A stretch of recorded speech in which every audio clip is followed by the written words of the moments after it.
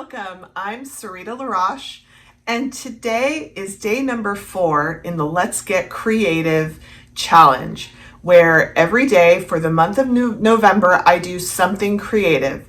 The rules are it can be anything. It could be a 5-minute project, it could be a project that spans over several days, but the point is, I get in my studio, I do something creative, and I film it, and you follow along with me and see what I'm up to.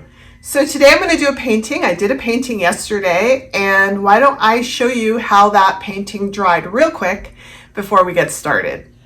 So I thought the first thing I would show you today was the dried version of yesterday's painting, since I did do a wet version, just so you could see some of the details.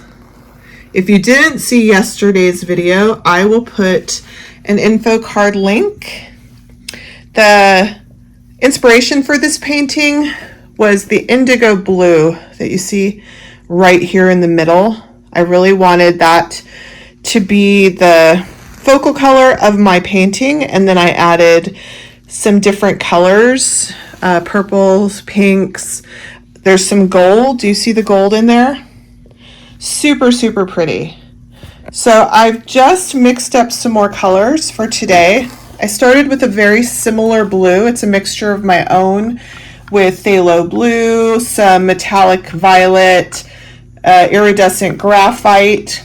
I did a nice big cup of this. Then I partitioned some of that cup into these 2 cups and mixed in some phthalocyanine green. And then this one has some, I think this one is a deep violet. So it's that color, and it's been altered with a green and a violet. So as you can see, there's a lot of bubbles. Bubbly, bubbly, bubbly. And because this is a high gloss pouring medium that I'm using, the golden color pouring medium in gloss, those bubbles will disrupt the finish. So I'm just gonna let them sit. So I just figured while they're sitting and letting the bubbles kind of rest, I would show you yesterday's project, and then I'm gonna clean up and we can start today. I'm gonna do the same size 20 by 24, and I'm hoping we're gonna have some similar effects as yesterday. You can see this pearl white that came through. This is from the Deco Art enamel, the metallic enamels in pearl white. So I made a nice big cup of that. And usually I put those mixed with my flow white. I do like a cloud mixture that you might see like on Melly D's channel. But this is actually just straight pearl white mixed with the pouring medium gloss. So we'll see what happens. All right, so I'm going to be working on a 20 by 24 right here. I've put these giant push pins in the corners so that it can be raised up and let the paint drip off.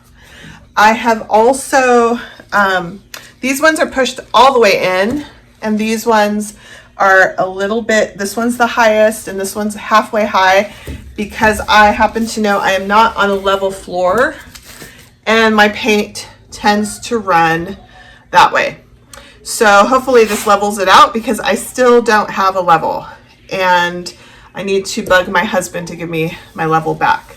I'm working on puppy pads. These are puppy training pads that you can get at any discount store.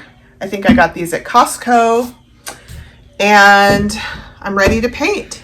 So it's been an hour since I mixed up my paint colors. Let me bring them out here for you and remind you what I'm planning on doing.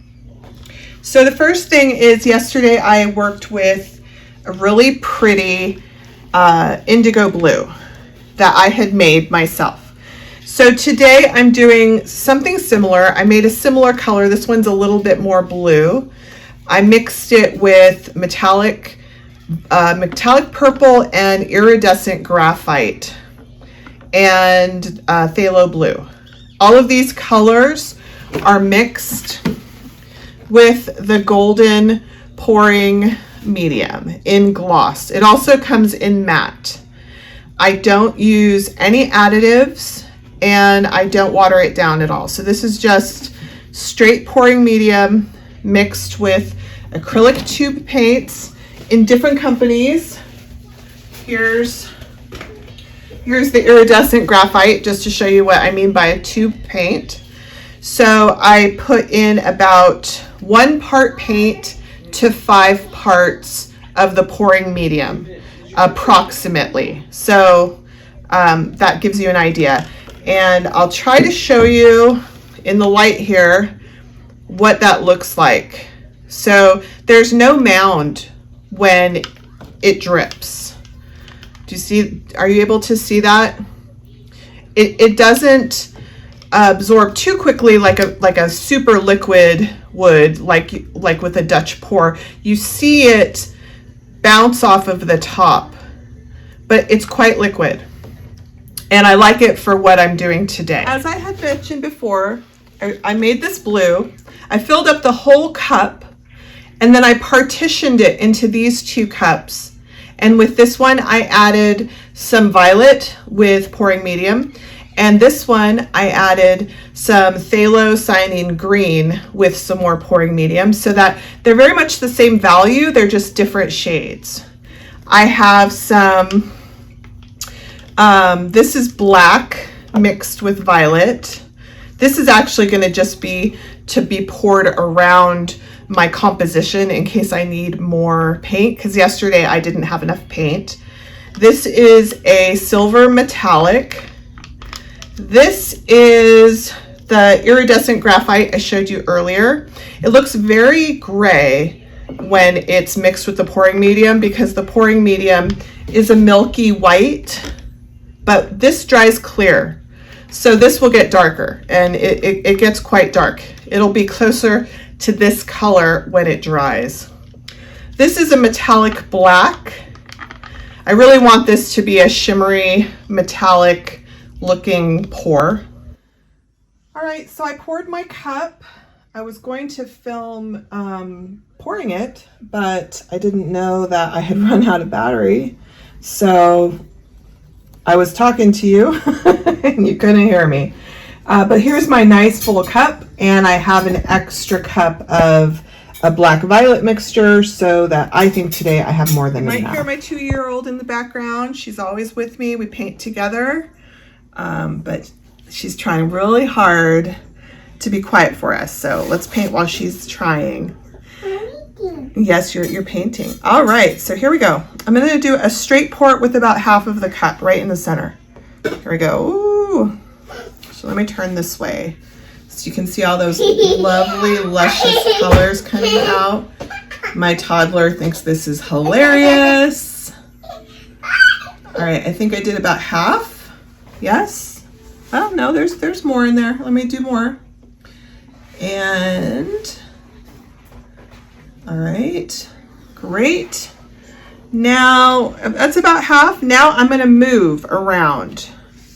So here we go. I'm gonna kind of just go back and forth. I want it to feel really fluid and organic. I don't want there to be any harsh lines. I'm already loving the colors. Ooh, and look at the white. The white's coming out, and that's gonna be a great highlight in there. So I'm just gonna keep making these circular motions, kind of mimicking over and over again the same shape. So I'm all done. You can see my cup is empty, and now I'm going to torch. Let me show you my torch. It's really nothing special. These butane canisters are available on Amazon, and this top just fits right on top of it. I think this cost me like $9 or something like that. I have a ton of these. They're very inexpensive, so it just attaches right there. This is not the most easy to control, though. It does sometimes do flares, so you have to be careful so you don't burn the paint.